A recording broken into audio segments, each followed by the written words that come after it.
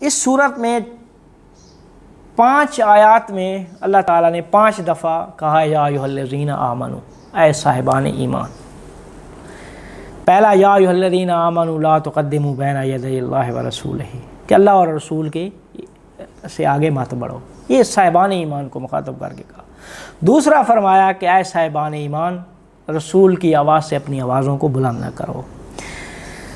تیسرا اللہ تعالیٰ نے فرمایا ہے کہ یا ایھا الذین، یہ تیسری آیت میں صاحبان ایمان کو مخاطب کر رہا ہے۔ اب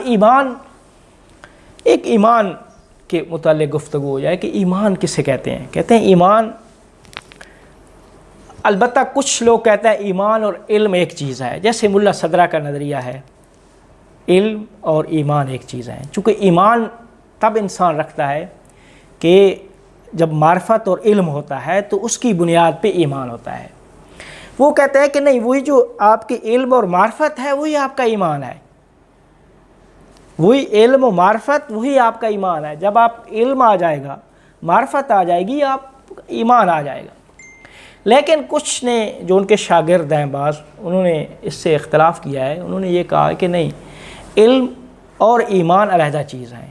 انہوں نے پھر مثال دیا ہے کہ علم کے بعد آپ یہ نہیں کہہ سکتے آپ جاہل ہیں، ایک چیز کے عالم بن گئے، ایک چیز کو سمجھ میں آ گئی، آپ یہ نہیں کہہ سکتے کہ مجھے سمجھ میں نہیں آئی۔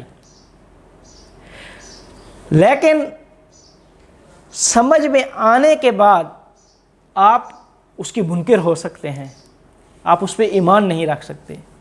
ٹھیک ہے، کہتے ہیں مجھے معرفت ہے لیکن میں مانتا نہیں ہوں۔ تو اس کا مطلب یہ ہے کہ علم اور ایمان 2 چیزیں ہیں۔ لیکن جو ملا صدرہ کہنا چاہ رہے تھے کہ علم اور ایمان ایک چیز ہے، اور چونکہ قرآن میں آپ دیکھیں یا ایھا الذین ان الذین آمنوا وعملوا الصالحات، ایمان اور عمل صالح کو آپس میں لازم و ملزوم قرار دیا ہے۔ چونکہ ایمان کا لازمہ بھی نیک عمل ہے اور ایمان کا لازمہ بھی نیک عمل ہے، کہ جب ایک شخص مومن بنتا ہے، ایمان رکھتا ہے، تو ایمان کے نتیجے میں اللہ تعالیٰ اس سے نورانیت عطا کرتا ہے، اس کے اندر نور آ جاتا ہے۔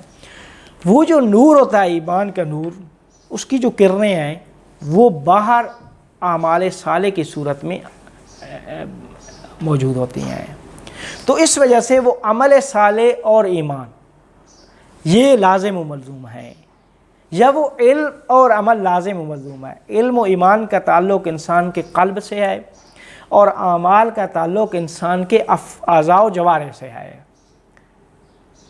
تو یہ 2 چیزیں کہ یا ایھا الذین آمنوا، اب اس تیسری دفعہ اللہ فرما رہا ہے کہ یا ایھا الذین آمنوا، کہ اے صاحبان ایمان، ان جاءکم فاسق بنبأ فتبینوا، اگر کوئی فاسق آپ کے پاس خبر لے کر آئے تو بغیر تحقیق کے اس کی بات قبول نہ کرو۔ اگر کوئی فاسق خبر لے کر آئے تو اس کی ضرور تحقیق کرو۔ یہ اس آیت کا جو مفسرین نے شان نزول لکھا ہے وہ یہ ہے ولید ابن عقبہ۔ اس شخص کو پیغمبر نے جب ریاست مدینہ قائم ہوئی تو اس وقت چونکہ ایک اسلامی ملک کو چلانے کے لیے جو ایک ذریعہ ہے معاشی، وہ ایک زکوٰۃ ہے، زکوٰۃ۔ اب زکوٰۃ کا جو منکر ہے وہ ضروریات دین کا منکر، اس کا مطلب ہے کہ جو حکومت کو زکوٰۃ ادا نہیں کرتا وہ حکومت کے خلاف اعلان بغاوت کر رہا ہے۔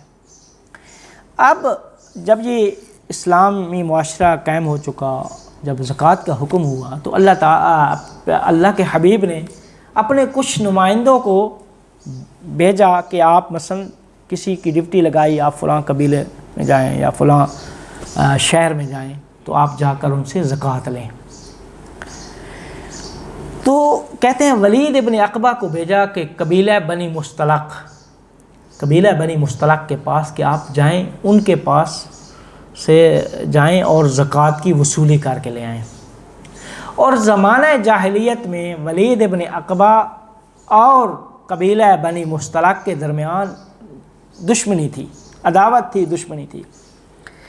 کہتے ہیں کہ یہ شخص ولید ابن عقبہ جب وہاں پہ گیا زکوٰۃ کی وصولی کے لیے، تو جب اس قبیلے کو پتہ چلا کہ رسول اللہ کا نمائندہ زکوٰۃ کی وصولی کے لیے آ رہا ہے، تو وہ سارے قبیلے کے لوگ استقبال کے لیے باہر آ گئے، شہر سے، علاقے سے باہر آئے۔ لیکن ولید ابن عقبہ نے یہ سمجھا کہ وہ مجھے قتل کرنے کے لیے آیا ہے، چونکہ وہ پہلے ایک عداوت بھی تھی زمانہ جاہلیت میں، تو اس کی وجہ سے وہ بغیر تحقیق کے وہ رسول اللہ کے پاس واپس پہنچائے۔ رسول اللہ کے پاس واپس پلٹے تو انہوں نے رسول اللہ سے کہا کہ وہ زکوٰۃ نہیں دے رہے، وہ تو مجھے قتل کرنے کے لیے آ گئے۔ اور زکوٰۃ اسلامی حکومت کے جو رسول اللہ کی سربراہی میں ہو، اس کو زکوٰۃ نہ دینا وہ حکم ارتداد کا باعث بنتا ہے، وہ اعلان بغاوت ہے رسول اللہ اور اس کی حکومت کے خلاف۔ تو اب جب یہ خبر اس شخص نے دی تو اس وقت تو پیغمبر بھی ان سے پیکار اور جنگ کے لیے آمادہ ہو گئے۔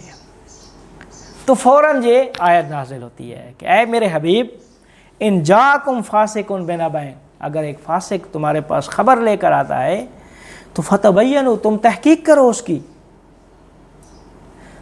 تحقیق کرو۔ آپ بغیر تحقیق کے آپ کیوں جنگ کے لیے جا رہے ہیں؟ آپ تحقیق کریں۔ وہ لوگ اس وجہ سے باہر نہیں آئے اپنے شہر سے کہ وہ آپ کے نمائندے کو قتل کریں یا آپ کے حکم عدولی کریں، بلکہ وہ تو آپ کے نمائندے کے استقبال کے لیے آ رہے تھے۔ تو جب سارا ماجرا رسول کو سمجھ آیا تو اللہ نے فرمایا کہ فَتُصْبِحُوا أَن تُصِيبُوا قَوْمًا بِجَهَالَةٍ فَتُصْبِحُوا عَلَىٰ مَا فَعَلْتُمْ نَادِمِينَ۔ کہیں ایسا نہ ہو کہ اس خبر پہ، ایسی خبر پہ عمل کر کے آپ کچھ کام انجام دے دو، مثلا یہی جنگ کر دو ان کے ساتھ، بعد میں پتہ چلے کہ نہیں ماجرا ہی مختلف تھا، تو فَتُصْبِحُوا عَلَىٰ مَا فَعَلْتُمْ نَادِمِينَ، پھر تو تمہارے پاس ندامت کے علاوہ، پشیمانی کے علاوہ کوئی چارہ نہیں ہوگا۔ تو پشیمانی سے بچنے کے لیے اے میرے حبیب، کوئی فاسق آپ کے پاس خبر لے کر آتا ہے تو پہلے تحقیق کریں۔